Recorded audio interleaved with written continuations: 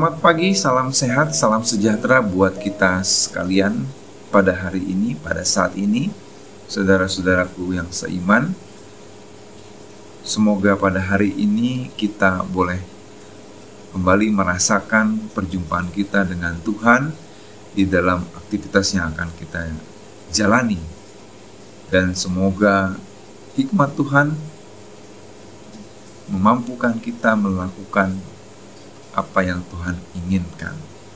Saudara-saudaraku yang terkasih, pada saat ini bacaan kita terambil dari 1 Raja-Raja 11 ayat 1 sampai 2. Firman Tuhan berbunyi demikian. Adapun Raja Salomo mencintai banyak perempuan asing.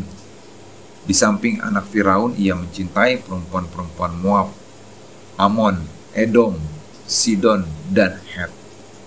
Padahal tentang bangsa-bangsa itu Tuhan telah berfirman kepada orang Israel, janganlah kamu bergaul dengan mereka, dan mereka pun janganlah bergaul dengan kamu, sebab sesungguhnya mereka akan mencondongkan hatimu kepada Allah-Allah mereka. Hati Salomo telah terpaut kepada mereka dengan cinta. Saudara, tema kita pada saat ini setia melakukan perintah. Seorang pemuda suatu ketika pergi ke kota untuk melanjutkan pendidikannya. Ayahnya berpesan kepada pemuda tersebut untuk tidak berpacaran hingga ia lulus atau menyelesaikan pendidikannya. Ketika menjadi mahasiswa, pemuda tersebut jatuh cinta pada seorang wanita satu fakultas dengannya. Pemuda tersebut mulai dekat dengan wanita tersebut. 3 bulan pertama pemuda tersebut intens berduaan dengan wanita yang ia sukai. Hingga nilai ujian tengah semesternya mengalami penurunan yang sangat drastis. Pemuda ini kemudian merenung apa yang menyebabkan nilai-nilainya sebagian besar jatuh. Akhirnya ia sadar bahwa fokusnya telah terbagi, belajar dan pacaran.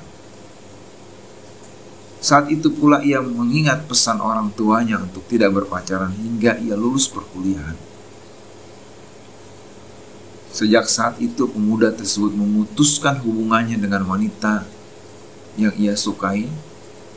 Meski berat, tetapi ia memilih untuk menyelesaikan perkuliahannya dan mengejar apa yang ia cita-citakan.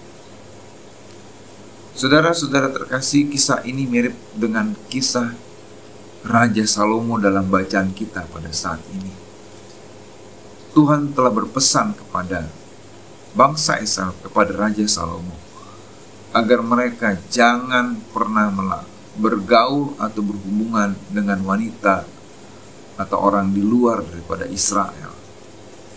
Karena mereka menyembah Allah yang berbeda dengan Allah yang mereka sembah.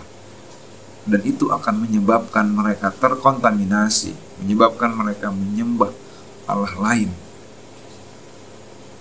Raja Salomo mencintai banyak perempuan. Dan kebanyakan perempuan-perempuan tersebut menyembah dewa-dewa Allah yang berbeda dengan Allah yang disembah oleh Salomo. Tetapi yang terjadi malah Raja Salomo ikut-ikutan dengan penyembahan yang dilakukan oleh perempuan-perempuan tersebut. Singkat cerita, Raja Salomo pun akhirnya menduakan Tuhan dan cenderung meninggalkan Tuhan karena istri-istrinya tersebut. Akhirnya pun Allah marah dan Allah harus melakukan perhitungan kepada Raja Salomo. Ia akhirnya pun membagi Israel menjadi 2. Dan Raja Salomo pun mendapatkan sebuah kerajaan yang kecil karena perbuatannya yang tidak setia kepada Tuhan. Saudara-saudara yang terkasih,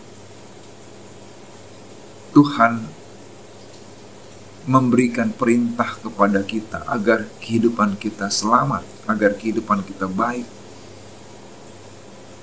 Dan apa yang Tuhan perintahkan kepada umatnya tentu akan menyelamatkan, akan menuntun umatnya mendapatkan kehidupan yang baik dan penuh dengan berkat-berkat Tuhan. Tetapi ketika kita lalai dan ketika kita tergoda dengan sesuatu yang ada di dunia ini, tentu itu akan merubah atau merusak fokus kita kepada Tuhan.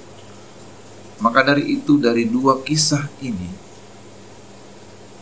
baik kisah Raja Salomo dan juga pemuda yang melanjutkan perkuliahannya, kita belajar bagaimana kita setia melakukan perintah, setia melakukan aturan-aturan.